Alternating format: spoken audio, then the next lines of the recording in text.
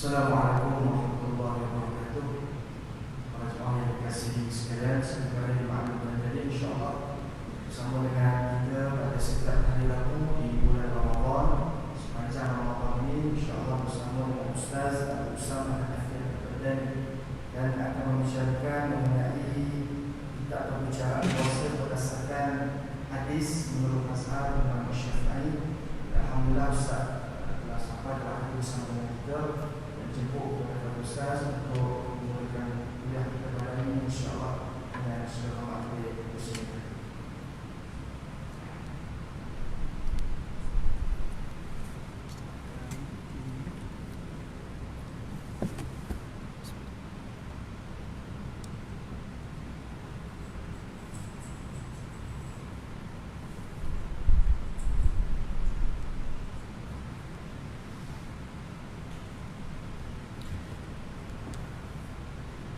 Assalamualaikum warahmatullahi ta'ala wabarakatuh. A'udzu billahi minasyaitonir rajim. Bismillahirrahmanirrahim.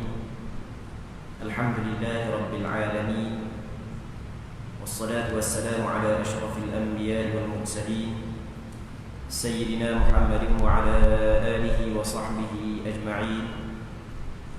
Allahumma rabbi shrah li sadri wa yassir li amri واحلل عقدة من لساني يفقهوا قولي ولا حول ولا قوة إلا بالله العلي العظيم. اللهم انفعنا بما علمتنا وعلمنا ما ينفعنا وعلمنا ما جهلنا وذكرنا ما نسينا. اللهم يسر ولا تعسر رب تمم بالخير. اللهم افتح علينا فتوح العارفين وفقنا توفيق الصالحين. اللهم لا سهل إلا ما جعلته سهلا وأنت تجعل الحزن إذا شئت سهلا. Yang dikasihi pengurusi masjid, ahli jawatan kuasa, pegawai masjid, seterusnya muslimin muslimat yang dirahmati oleh Allah Subhanahu wa taala. Alhamdulillah, sama-sama kita memanjatkan kesyukuran kehadirat Allah Subhanahu wa taala kerana pada hari yang mulia ini masih lagi Allah Subhanahu wa taala memberi kesempatan kepada kita untuk kita berada di dalam majlis ilmu. Kita berdoa kepada Allah Subhanahu wa taala agar majlis ilmu yang kita adakan pada tengah hari ataupun lepas zuhur yang mulia ini diberkati oleh Allah Subhanahu wa taala. Insya-Allah kitab yang kita akan baca pada tengah hari ini adalah kitab berkenaan dengan puasa dan hadis-hadis yang berkait dengan puasa. Yang mana kitab ni adalah kitab yang dikarang oleh dua orang ulama besar daripada negara Syria, daripada negara Syam. Kitab ni asalnya dikarang oleh nama seorang ulama yang cukup masyhur di negara Syria, lama dah mati. Nama dia Syekh Muhammad Saleh Al-Aqadi rahimahullah subhanahu wa ta'ala. Setelah daripada tu anak murid dia minta izin daripada guru dia untuk mengeluarkan kitab ni. Yang mana guru dia izin, nama anak murid dia, nama anak murid dia adalah Syekh Muhammad Hashim Al-Majdu rahimahullah subhanahu wa ta'ala, juga meninggal dunia pada tahun 2016. Yang mana kedua ulama ni adalah ulama yang cukup besar. Amba tak mau cerita panjanglah pengarang dia. Cuma amba nak sebut dua perkara sahaja. Yang mana ketika anak murid dia Syekh Muhammad Hashim Majdu Al-Hasani rahimahullah ta'ala minta izin daripada guru dia untuk mengeluarkan kitab ni, untuk cetak kitab ni, maka untuk guru dia kata mana? Guru dia kata membuatlah, tapi punya letak nama aku, meletak nama mu. Ini menunjuk bahawa sebenarnya tu guru dia orang yang cukup tawaduk, orang yang cukup menjaga keikhlasan guru dia. Manakala Syekh Muhammad Hashim Majdu ketika dia buat kitab ni, dia ada buat sedikit penambahan. Antara penambahan dia adalah dia buat penyempurnaan menyebut dalil-dalil daripada kitab yang dibuat oleh guru dia. Yang pertama, yang keduanya adalah dia membuat sedikit penambahan mana-mana permasalahan yang perlu ditambah. Yang ketiganya adalah memperbetulkan sedikit perkataan-perkataan yang perlu diperbetulkan. Yang keempatnya adalah meletakkan dalil-dalil daripada Quran dan hadis yang berkait dengan kelebihan puasa dan apa yang bersangkut paut dengan ibadat puasa. Muslimin muslimat yang dirahmati oleh Allah Subhanahu wa taala. Syekh Muhammad Hashim Al-Majidub ambil sempatlah berjumpa dengan beliau, di mana ketika itu beliau telah huzur dah rahimahullah Subhanahu wa taala. Cukuplah kehebatan beliau sehingga kalau di negeri Syria ketika itu orang beri gelaran kepada dia sebagai Asy-Syafi'us Shaghir, Imam Syafi'i yang kecil, seorang ulama yang cukup hebat.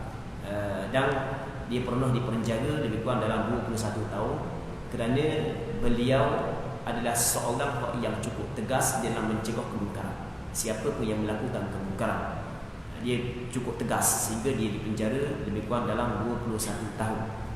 Dan yang hebatnya beberapa kali ulama-ulama besar seperti Dr. Muhammad Sa'id Ramadan Al-Buti ingin mengeluarkan dia daripada penjara, tetapi dia tidak menerima syarat yang ditetapkan oleh sebahagian daripada ulama tersebut.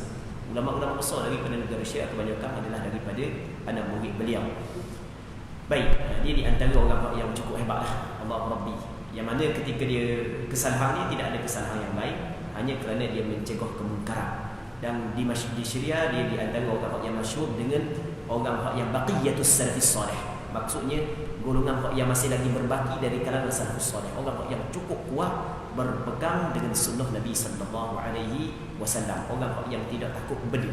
Kalau cakap kita kalau takut bedil, namun nak acam dia pun kalau dalam hal kemungkaran aku akan cegah. Siapa pun yang melakukan kemungkaran, sama ada daripada orang awam sehingga daripada pemerintah sendiri.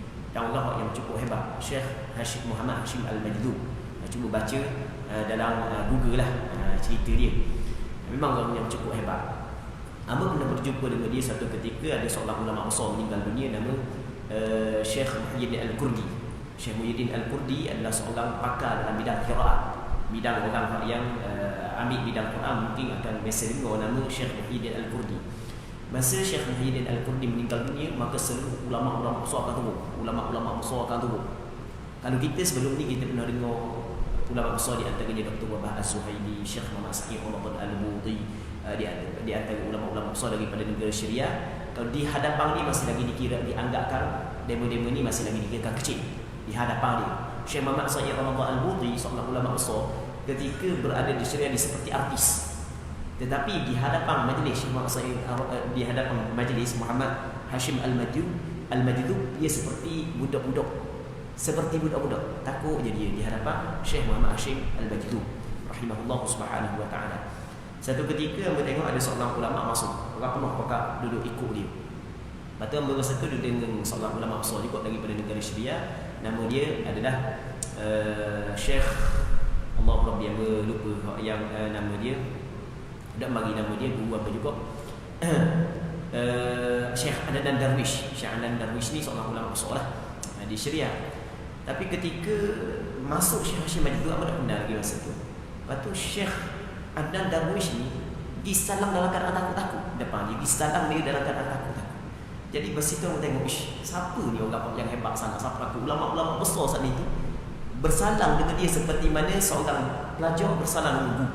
Maka amba tanya kepada Syekh Adnan Darwish bahawasanya dia adalah Syekh Muhammad Hashim Al-Majidub. Masa tu ketika tu dia masih lagi digam, kerana dia masih baru keluar daripada penjara, dia digam, jadi kita tidak boleh nak ziarah dia masa ketika tu. Baik, jadi ala kulli hal amba nak cerita seorang yang memang cukup hebatlah daripada negara Syria, yang mana amba tertarik dengan satu cerita yang mana pada penghujung umur dia masa tu sakit dah. Lepas tu tiba-tiba ada orang bagi ziarah dia, orang kata semoga Allah SWT bagi kesihatan kepada mu. Orang doa dia kata meminta supaya Allah Ta'ala memati aku dalam husnul khatimah. Maksudnya ketika orang doa kesihatan, dia tak peduli kepada tu, dia nak dia Allah Subhanahu Wa Ta'ala mati dia dalam husnul khatimah. Baik, ini kitab yang kita baca. Ini muqaddimah, panjang sikit muqaddimah dia. Jadi muslimin muslimat yang dirahmati oleh Allah Subhanahu Wa Ta'ala, kitab ni kitab bahasa Arab, InsyaAllah kita akan cuba terjemah. Jadi kita mengharapkan daripada kehebatan dua pengarang kitab ini, ia memberi keberkatan kepada kita. Kita mengharapkan keberkatan ataupun kehebatan dua pengarang ini daripada segi waraknya, daripada segi zuhudnya, agar kita juga orang yang baca kitab ini Allah Subhanahu Wa Ta'ala bagi keberkatan. Muqaddimah fi fadail as-sawmi wa ma yata'allaqu bih. Bab wujub sawmi Ramadan wa bayan fadl as-siyami wa ma yata'allaqu bih. Kata pengarang kita rahimahullah subhanahu wa ta'ala adalah Ini muqaddimah pendahuluan pada menjelaskan kelebihan-kelebihan puasa dan segala perkara yang bersangkut paut dengan puasa, dan bab wajib puasa Ramadan dan menjelaskan kelebihan puasa itu sendiri dan apa-apa yang bersangkut dengan puasa pada bulan Ramadan. Jadi pengarang kita yang pertama sekali dalam muqaddimah ini dia membagi ayat Al-Quranul Karim, ayat Al-Quranul Karim yang menceritakan tentang puasa Ramadan, kelebihannya dan perkara yang bersangkut paut dengannya. Qala Allah Subhanahu wa ta'ala, ya ayyuhalladzina amanu kutiba 'alaikumus shiyam kama kutiba 'alal ladzina min qablikum la'allakum tattaqun ayyaman ma'dudat faman kana minkum maridan aw 'ala safarin fa'iddatun min ayyamin ukhra wa 'alal ladzina yutiqunahu fidyatun ta'amu miskin faman tatawwa'a khairan fahuwa khairul lahu wa an tasumu khairul lakum in kuntum ta'lamun. شهر رمضان الذي أنزل فيه القرآن هدى للناس وبينات من الهدى والفرقان فمن شهد منكم الشهر فليصمه ومن كان مريضا أو على سفر فعدة من أيام أخر يريد الله بكم اليسر ولا يريد بكم العسر ولتكملوا العدة ولتكبروا الله على ما هداكم ولعلكم تشكرون. Maksudnya dia dalam buku ni tak ada tulis maksud, cuma ambil terjemah lah, sebab ambil umpak yang marah juga. Ya ayyuhalladzina amanu, wahai orang-orang yang beriman, kutiba 'alaikumus shiyam, diwajibkan kepada kamu berpuasa, kama kutiba 'alal ladzina min qablikum, sebagaimana diwajibkan kepada orang-orang yang sebelum daripada kamu, la'allakum tattaqun, supaya kamu bertakwa kepada Allah Subhanahu wa ta'ala. Jadi maksud ayat ini secara ringkasnya adalah Allah Subhanahu wa ta'ala menyeru kepada orang yang beriman, yang mana Allah Subhanahu wa ta'ala mewajibkan kepada mereka melakukan ibadat puasa pada bulan Ramadan, yang mana ibadat puasa tersebut telah diwajibkan kepada umat yang sebelum daripada umat Nabi Muhammad, supaya kita bertakwa kepada Allah, supaya umat Nabi Muhammad yang melakukan ibadat tersebut bertakwa kepada Allah Subhanahu wa ta'ala.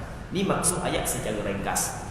Manakala secara terperincinya, muslimin muslimat yang dirahmati oleh Allah Subhanahu wa ta'ala, yang mana Allah Subhanahu wa ta'ala dalam ayat ini memulakan ayat dengan membuat nida, dengan membuat penyeruan. Ya ayyuhalladzina amanu, wahai orang-orang yang beriman. Maksud orang yang beriman adalah orang yang mempunyai kepercayaan, orang yang mempercayai segala perkara yang dibawa oleh Nabi sallallahu alaihi wasallam. Orang yang mempercayai Allah Subhanahu wa ta'ala sebagai Tuhan Allah, orang yang mempercayai keesaan Allah, kekuasaan Allah Subhanahu wa ta'ala. Allah ta'ala bersifat dengan segala sifat kamalan, dan tidak ada sedikit pun daripada Allah Subhanahu wa ta'ala sifat kekurangan. Orang yang mempercayai di sana ada Rasul yang diutuskan oleh Allah Subhanahu wa ta'ala, antaranya Nabi Muhammad sallallahu alaihi wasallam. Orang yang mempercayai di sana ada makhluk Allah yang dikenali sebagai malaikat. Di sana orang yang mempercayai di sana ada kitab yang diturunkan kepada Nabi dan para Rasul.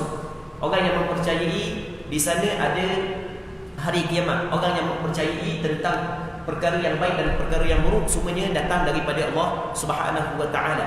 Jadi orang secara ringkasnya, orang yang beriman dengan maksud orang yang mempercayai segala perkara yang dibawa oleh Nabi sallallahu alaihi wasallam. Golongan ini yang dipanggil, yang diseru oleh Allah Subhanahu wa ta'ala. Kerana di sana ada sebahagian daripada hamba Allah Subhanahu wa ta'ala tidak mempercayai apa yang dibawa oleh Nabi sallallahu alaihi wasallam. Golongan ini dinamakan sebagai golongan kufar. Golongan ini dinamakan sebagai golongan munafiqun. Golongan ini Allah Subhanahu wa ta'ala tidak menyeru mereka di dalam mewajibkan ibadat puasa. Golongan yang Allah ta'ala seru adalah golongan yang beriman. Kerana orang yang mempercayai, orang yang ada kepercayaan tersebut sahajalah yang akan menerima apa yang Allah Subhanahu wa ta'ala tetapkan. Ya ayyuhalladzina amanu, wahai orang-orang yang beriman, kutiba 'alaikum, diwajibkan kepada kamu. Kutiba dengan makna diwajibkan. Ini adalah kewajipan yang diwajibkan oleh Allah, Tuhan yang menciptakan kita kepada kita. Kamu ni merangkumi lelaki dan perempuan. Maksudnya perkataan kamu adalah menjadi kewajipan kepada setiap individu. Setiap mukallaf menjadi kewajipan kepada mereka itu melakukan ibadat puasa. Maksudnya ibadat puasa bukanlah fardu kifayah seperti sembahyang jenazah, pengurusan jenazah. Pengurusan jenazah adalah fardu kifayah. Dengan maksud kalau ada sebahagian yang telah melakukan perkara tersebut, maka gugur tuntutan dan tidak lagi berdosa kepada golongan yang lain. Berbeza dengan ibadat puasa. Orang yang cukup padanya syarat-syarat wajib, maka diwajibkan kepadanya melakukan ibadat puasa tersebut. Itu maksud kutiba alaikum. Kutiba alaikum, diwajibkan kepada kamu berpuasa. Perkataan wajib ia adalah tuntutan daripada syarak kepada kita, yang mana tuntutan ini adalah tuntutan yang mu'tamad, tuntutan yang putus, tidak boleh kita tinggal sama sekali. Sekiranya orang itu melakukan ibadah ini, maka pastinya ada ganjaran daripada Allah Subhanahu wa taala. Namun bagi mereka yang tidak menerima, tidak melakukan ibadah ini, maka seksa dosa yang akan menanti golongan tersebut. Ya ayyuhalladzina amanu kutiba alaikumusiyam, diwajibkan kepada kamu asyam, berpuasa. Apakah maksud berpuasa? Muslimin muslimat yang dirahmati oleh Allah Subhanahu wa taala.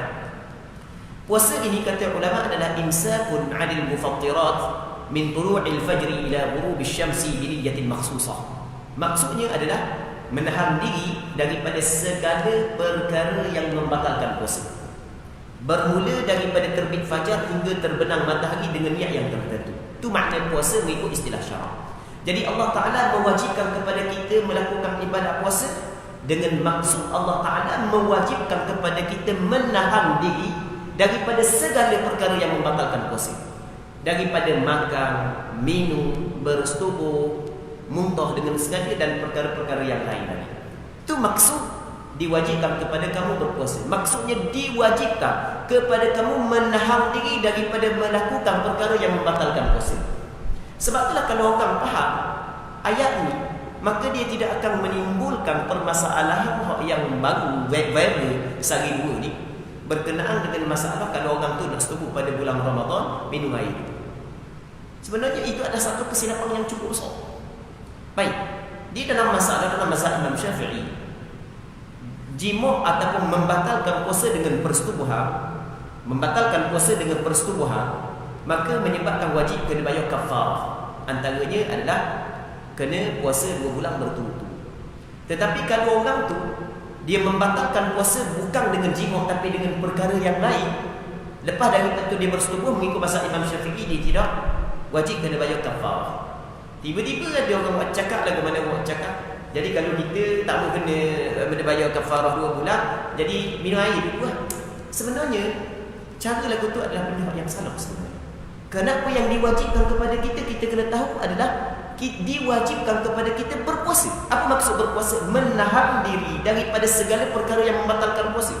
Apa jua perkara yang membatalkan puasa mesti kita kena tahan diri. Tidak boleh sengaja minum air, tidak boleh makan dengan sengaja kalau tidak ada sebarang kerusuhan.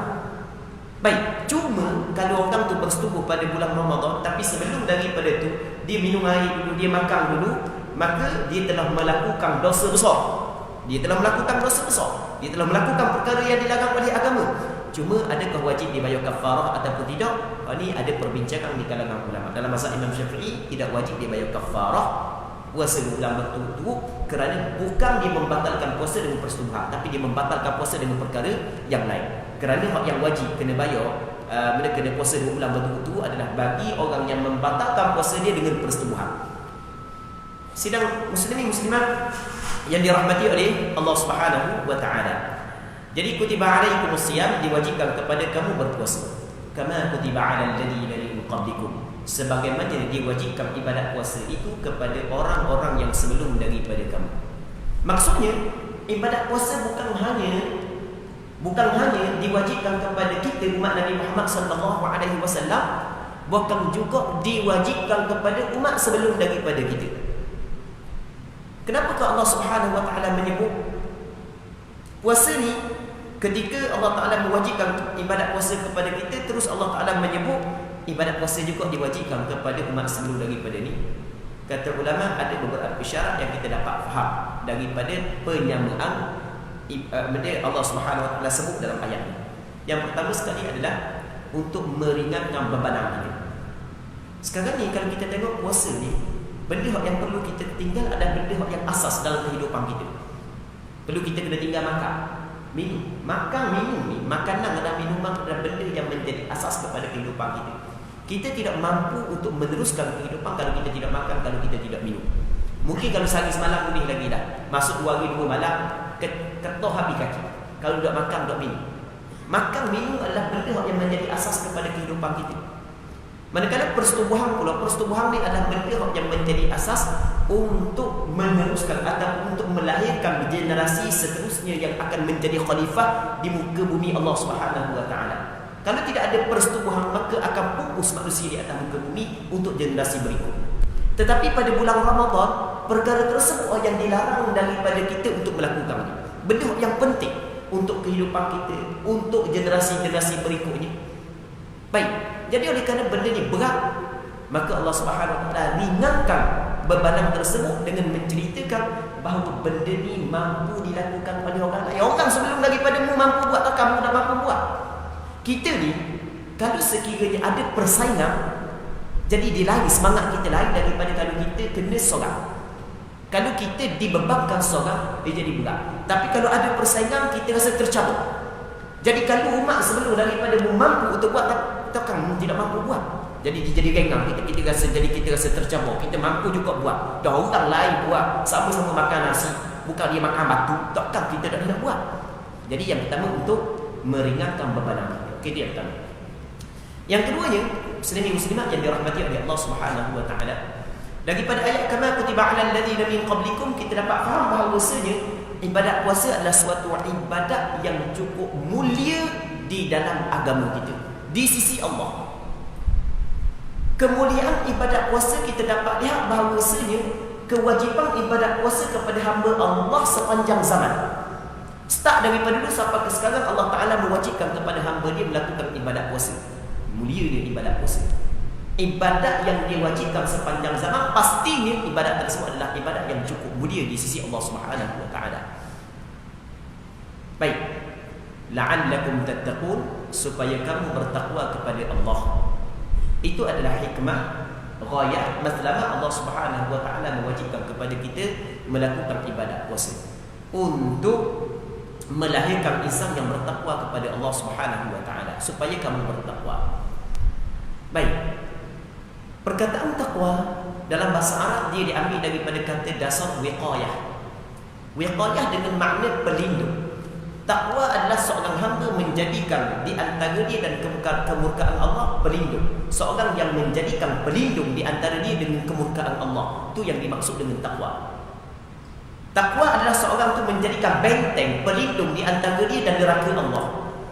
Bagaimanakah benteng tersebut? Benteng tersebut adalah dengan dia melakukan apa yang diperintah dan dia meninggal apa yang dilarang. Orang yang melakukan ibadat puasa dengan sempurna, ketika mana puasa itu diterima oleh Allah Subhanahu wa taala, maka Allah Subhanahu wa taala anugerahkan sifat takwa di dalam diri dia. Ketika itu dia rasa untuk menambah lagi untuk melakukan apa yang diperintah. Dia rasa untuk meninggal, ada lahir daripada perasaan diri dia untuk meninggal maksiat. Allah Ta'ala bagi kekuatan kepada dia untuk melakukan ketaatan meninggal maksiat. Andai kata dia terbuat maksiat, terus dia diberi taufik oleh Allah Subhanahu wa taala untuk bertaubat kepada Allah Subhanahu wa taala. Itu makna takwa.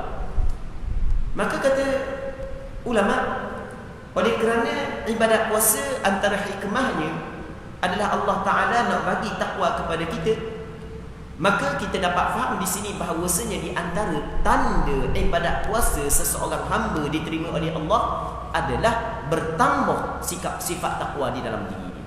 Setelah daripada dia melakukan ibadat puasa, semakin bertambah sifat takwa, itu menjadi tanda dan alamat ibadat puasa dia diterima oleh Allah Subhanahu wa taala. Ayyaman ma'dudat. Cuba hanya tafsir secara ringkas, sebab kalau kita tafsir panjang memang kita tidak sempat untuk lebih penafsiran ayat ni. Ayyaman ma'dudat, beberapa hari yang dibilang. Perkataan ayyaman ma'dudat maksudnya hari-hari yang boleh dibilang, maksudnya hari yang sedikit. Kewajipan ibadat puasa pada bulan Ramadan hanya bilangan hari yang sedikit sahaja, tak lama, antara 29 dengan 30. Kalau kita nak nisbah dengan setahun, kita puasa 29 dengan 30 sikit ni. Dan begitu juga perasaan kita sikit. Ni kita baru 2 hari puasa. Orang nak pergi dah puasa kejap je rasa. Tu ayyaman ma'dudat, bilangan hari ma'dudat yang boleh dibilang. Jadi kalau orang belajar bahasa Arab, perkataan ma'dudat adalah jamak muannats salim. Jamak muannats salim dia menunjuk di atas qillah, sedikit.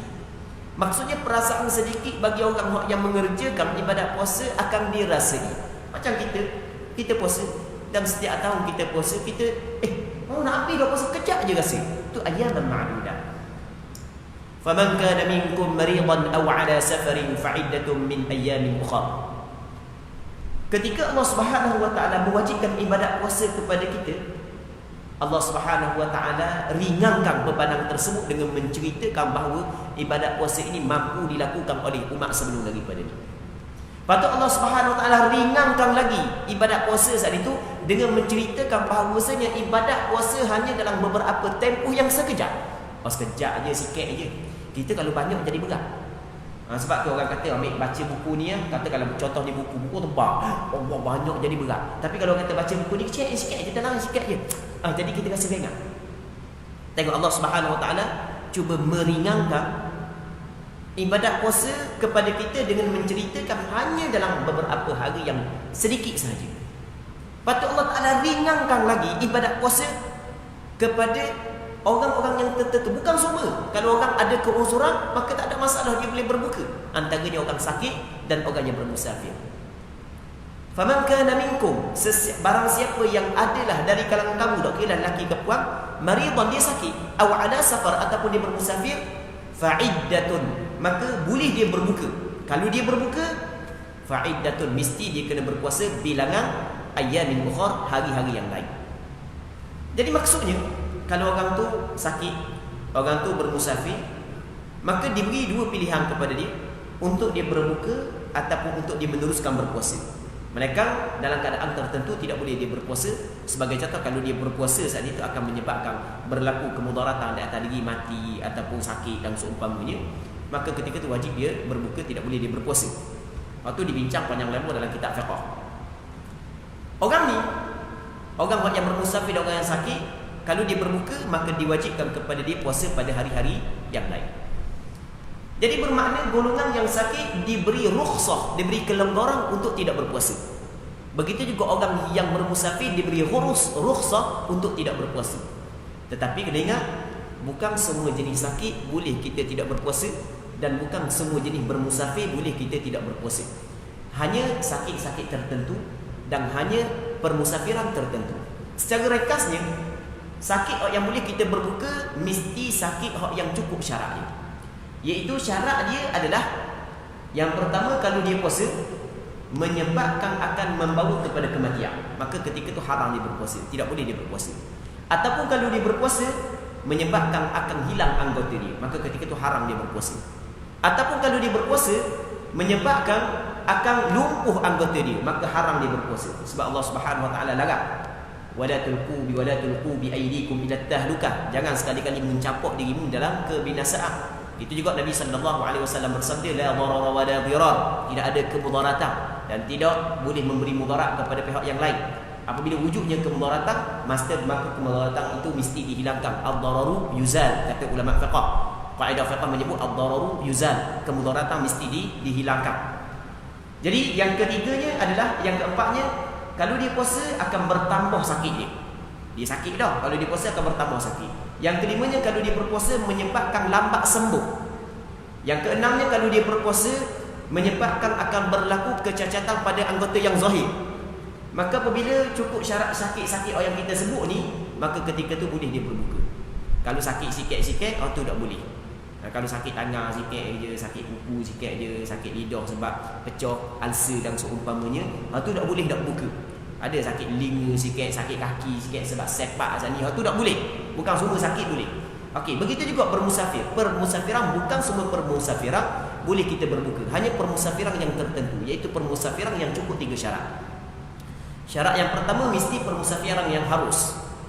Kerana berbuka ni adalah rukhsah, kelonggaran yang diberi oleh syarak. Syarak bagi kepada kita kelonggaran tersebut. Maka kita tidak boleh mengambil rukhsah, kelonggaran yang diberi oleh syarak, melainkan bukan kerana melakukan benda maksiat. Kalau untuk tujuan melakukan perkara yang maksiat, maka tidak boleh kita mengambil kelonggaran tersebut. Syarat bagi keizinan kepada kita, tiba-tiba kita nak mengambil keizinan dengan cara kita melakukan maksiat, maka tidak dibolehkan. Sebab itulah dalam kaedah fiqh menyebut ar-rukhasu la tunaqu bil ma'asi.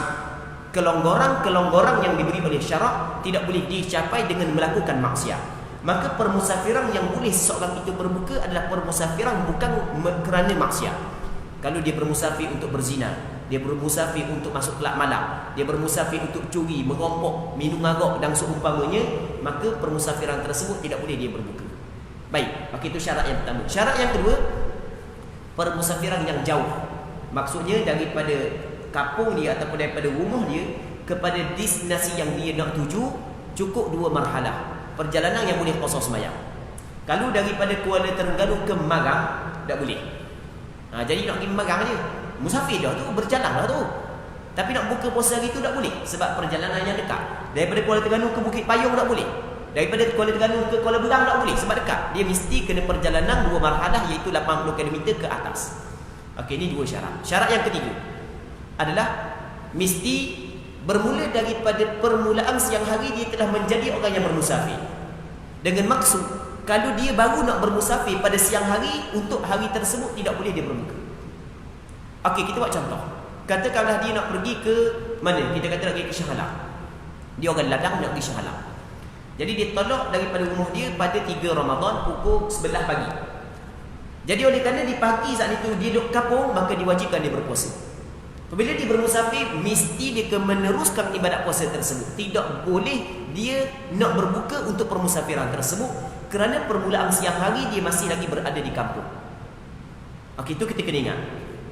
Siapa di sana, siapa di Shah Alam, dia bermalam di sana.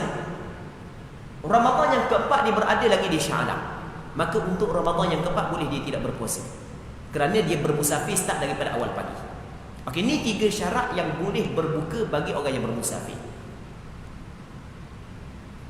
Tapi lain masalah kalau sekiranya dia seandainya meneruskan ibadat puasa pada hari yang dia bermusafir, menyebabkan dia orok, letih, memang penat sungguhlah, maka ketika itu boleh dia berbuka. Berbuka bukan kerana bermusafir, tetapi kerana tidak mampu. Kerana tidak lagak.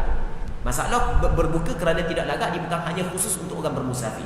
Bukan orang duduk kampung. Kita duduk kampung tapi malam tadi kita tak cukup tidur. Lepas tu dak udang bangun sahur pula. Siang hari kerja berat pula. Tengah hari dia dah jelek, ketar daripada lutut anjing dah. Memang dah nak pergi dah lembek, nak jalan nak akak, nak akak kaki rasa macam semi duduk kaki. Berat. Sebagai contoh. Maka ketika tu boleh kita berbuka, muslimin muslimat yang dirahmati oleh Allah Subhanahu wa taala, kerana kita menanggung bebanan yang berat. Baik. Orang yang sakit, orang yang bermusafir boleh dia berbuka, tetapi kena ingat ketika mana dia berbuka diwajibkan kepada dia qada pada hari yang lain. Fa'iddatun min ayyamin ukhra. Perkataan iddah isim nakirah. Min ayyamin ukhra, daripada hari-hari yang lain, maka ia memberi isyarat kepada kita bahawasanya tidak wajib kita qada secara berterusan. Kalau kita berbuka kerana sakit ataupun musafir selama 5 hari, maka boleh kita qada pada mana-mana hari setelah daripada Ramadan, dan tidak wajib kita buat secara berterusan. Bukan mesti kena buat 1, 2, 3, 4, 5 dah. Kita buat hari ni, lepas tu minggu depan kita buat pula, minggu depan kita buat pula, minggu depan kita buat pula, tak ada masalah. Tapi dengan syarat jangan sampai nak tahu.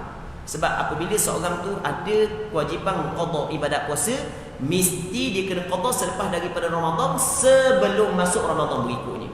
Melewatkan qada Ramadan sehingga masuk Ramadan berikutnya tanpa sebarang keuzuran, hukum dia adalah haram.